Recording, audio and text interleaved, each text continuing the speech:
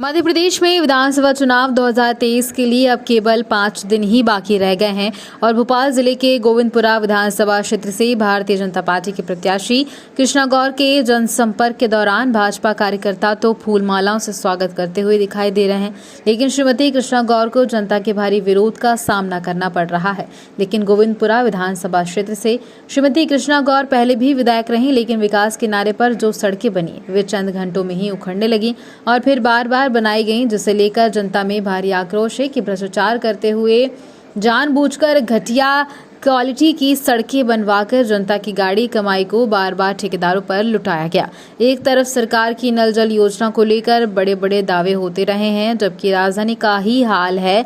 भोपाल के गोविंदपुरा विधानसभा क्षेत्र में कुछ क्षेत्रों में आज भी लोगों को पीने का पानी 1-2 दिन छोड़कर उपलब्ध हो पा रहा है, लेकिन पानी के बिल पूरे वसूल किए जा रहे हैं।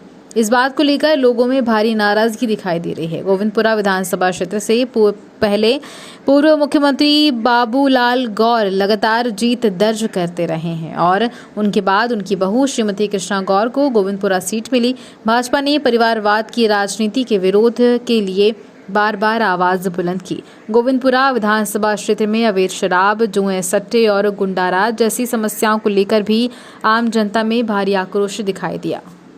इस समय हम मौजूद हैं रविंद्र साहू जी के साथ में, जो कि गोविंदपुरा विधानसभा क्षेत्र से कांग्रेस के प्रत्याशी हैं।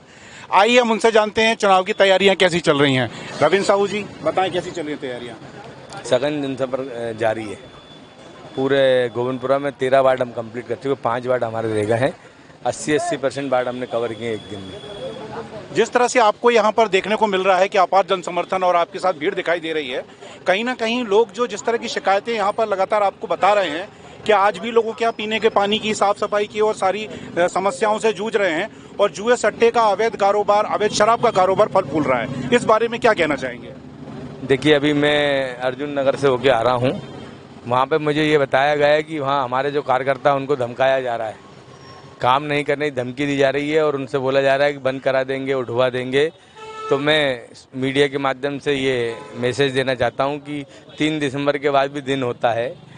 ऐसा हमारे चाहे बीजेपी कार्यकर्ता हों या नेता हों या कांग्रेस के हों, ये सब चीज़ें राजनीति में उचित नहीं है।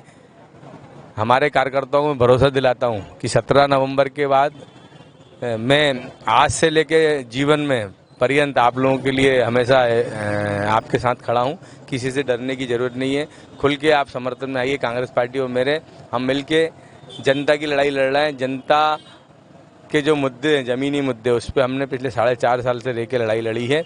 मैं भाजपा के लोगों को एक चीज़ और बोलना चाहता हूँ कि अब जितना झूठ का आपने फरेब कर रखा था, उन सबकी परतें उठ चुकी हैं, सब भांडा फूट चुका है, जनता समझ चुकी। इस बार परिवर्तन होना तय है और जनता बदलाव का मन बना चुकी है। अच्छा, मध्य प्रदेश राज्य पर जिस तरह से लगभग 3.25 लाख का करोड़ का कर्ज हो चुका है और आम जनता को ये कर्ज भरना है, उसकी वजह से इतनी महंगाई बढ़ रही है और अधिकारियों के पास अथाह संपत्ति मिल रही, हजारों करोड़ की संपत्ति मिल रही, जहां भी छापे पड़ रहे हैं।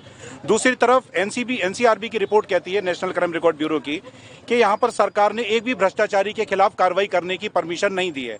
इस चीज को आप कैसे देखते हैं? एक जगह ये अन्ना के आंदोलन का समर्थन करते हैं, दूसरी जगह इनके मध्य प्रदेश में इतना भ्रष्टाचार है, जैसा आप बता रहे हैं कि इन अधिकारियों के ऊपर कार्रवाई की अनुमति नहीं दी है। तो इनका 2 मुही चेहरा जनता जान चुकी है। अब वक्त आ गया है बदलाव का। जितने भी झूठी घोषणा कर मामा ने जनता के छलावा किया है और भ्रष्टाचार चरम पे, 50% कमीशन की सरकार चल रही, चाहे वो मध्य प्रदेश चाहे गोविंदपुरा में 3 दिन पहले बीडीए का रोड जिस तरह से डाला गया और जिस तरह से वो उखड़ रहा है, उससे सिद्ध होता है कि पूरी की पूरी भाजपा और क्षेत्रीय विधायिका गुंडों को पाल रखा है।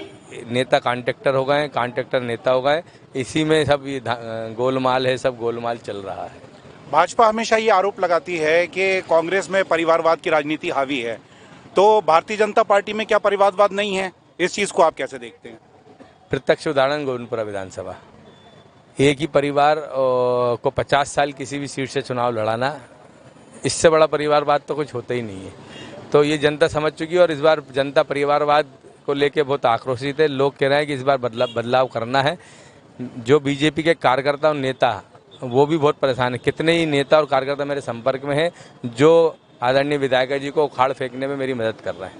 एक आखिरी और सबसे अहम सवाल ये है मेरा कि गोविंदपुरा विधानसभा से जिस तरह आपको जन समर्थन मिल रहा है, अगर आप जीत दर्ज करते हैं तो कितने मतों से आप जीत की उम्मीद करते हैं, और यहाँ के मतदाताओं के लिए क्या नए वादे और इरादे लेकर के चुनावी मैदान में है? देखिए, जीत तो तय करने वाली हमारी देवतुल्य जनता है। ये तो जनता तय करेगी कि वो कितने मतों से मुझे जिताएंगी। आने वाला समय 3 दिसंबर को इसका जवाब सभी को मिलने वाला है।